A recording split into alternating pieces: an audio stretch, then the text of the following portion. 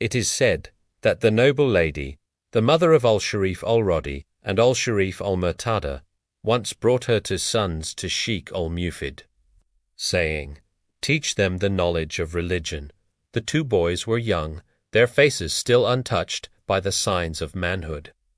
The Sheikh took them under his care, instructing them daily, guiding them with both knowledge and virtue. Years passed. The young students grew into men, their beards now visible, their minds sharpened, their manners refined. One day, a devotee of the Sheikh brought him a gift, a collection of fine beard combs, beautifully crafted.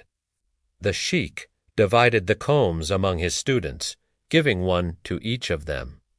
Yet, curiously, he gave none to al-Radi or al-Murtadha. The two noble students noticed, but said nothing, out of respect and humility toward their teacher. Another student, however, was puzzled.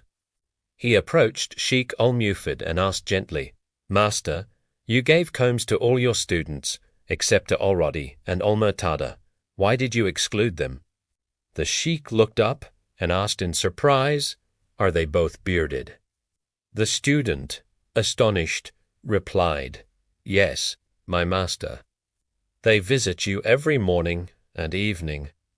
Surely you would have noticed." The Sheikh raised his head and turned toward his two students for the first time in years. He gazed at them, saw the black hair on their faces, and lowered his eyes in humility. Then he said softly, his voice trembling with sincerity, "When their mother first brought them to me, I noticed a beauty and purity in their faces that made me fear my own soul.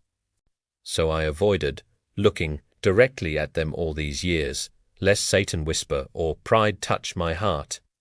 I did not realize that they had grown beards, and I refrained from giving them combs simply because I assumed they still had none." What an extraordinary level of piety! Here was a man of immense scholarship, a master among jurists and theologians. Yet he feared a fleeting glance might cloud the purity of his soul.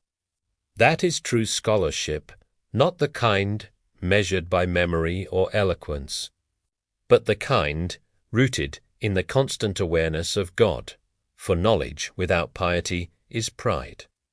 And piety without knowledge is fragility, but when the two unite, they lift the human soul toward perfection. In the time of Sheikh al-Mufid, the Abbasid courts overflowed with excess and moral decay. Corruption spread among the nobles. Decadence was paraded as culture. Amid that darkness, Sheikh al-Mufid and those like him became beacons of spiritual integrity, reminding the world that true reform begins within the heart. Dalistane, this grus colorful for fearing others. To guard one's eyes, one's heart, and one's thoughts for the sake of God. Imam al-Sadiq, peace be upon him, once said, "Sufficient is the fear of God as knowledge, and sufficient is delusion about him as ignorance." Thus did Sheikh al-Mufid rise, step by step on the ladder of knowledge and piety, until he reached a station of nearness to the divine, honored even by the Imam of the age, may God hasten his reappearance, who addressed him in a sacred letter with words few have ever earned, to the righteous brother, the rightly guided one, Sheikh al-Mufid. Knowledge alone does not elevate the soul, piety does. Seek knowledge to purify your heart, and fear God to preserve what you learn. Then you, too, will walk the path of the guided, where every glance, every word, and every silence becomes worship.